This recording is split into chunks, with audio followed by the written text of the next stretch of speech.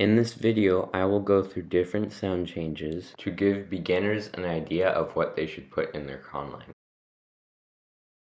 Palatalization is when sounds are moved towards the palate. Most of the time, this is caused by the following vowel being made at the opposite side of the mouth. For an example, velar sounds get palatalized a lot before I or E or any other front vowels. But also, a lot of times when sounds get palatalized, they become either affricates or fricatives. Alveolar sounds also get palatalized a lot before I. Palatalization doesn't just happen when the following vowel is made at the other side of the mouth. It also happens between vowels, when things are geminated, before vowels, before similar consonants, etc. Although all the examples you have seen so far have been plosives, other sounds can get palatalized too. And also, all the situations that sounds can get palatalized are the same situations that sounds can get aspirated. So, palatalization can turn velar consonants into palatal or alveolar, most likely affricate or fricative, but can be plosive before a front vowel between vowels at the beginning of a word, or pretty much anywhere. And it can turn alveolar sounds to palatal or maybe velar, most likely affricate or fricative, but can be plosive before I, before any front vowel, maybe before a back vowel, between vowels,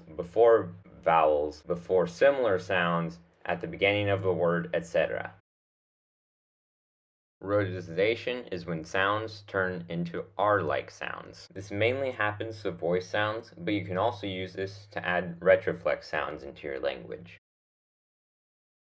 Gemination is when a sound is reduplicated or lengthened. This happens a lot where sounds were lost, but there can also be a system where short vowels are followed by geminated consonants and long vowels are followed by non-geminated consonants. This can happen to consonants or vowels. Intervocalical voicing is when sounds become voiced between vowels. Loss is when sounds are lost. You can basically just say, all sounds that don't fit into my semantics will be lost. But here are some other reasons that sounds can disappear. Short or unstressed vowels can get lost between unvoiced obstruents or sonorants. Sonorants or nasals can disappear next to voiced obstruents, and a lot of soft sounds can disappear, such as and Assimilation is when sounds get more similar to the sounds around it. Intervocalical voicing is a type of assimilation. These are some common ways that sounds can assimilate. Nasals can turn to the place of articulation of the consonants after it. Vowels can be rounded after bilabial sounds, and vowels can move closer to the next vowel sound or the previous vowel sound. This is also one of the ways that diphthongs can be made.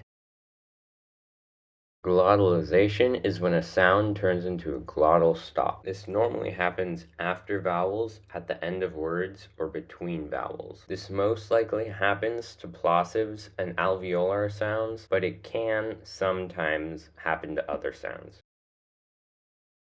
Rising tones normally happens when a plosive is lost after a vowel, and falling tones normally happen when a fricative is lost after a vowel. Metathesis is when two sounds switch spots. This can happen basically anywhere, but just keep in mind that it generally makes things easier to pronounce. Harmony is basically assimilation, but it spans a whole word, or sometimes even several words. But harmony isn't always this simple. There can be translucent sounds or blockers.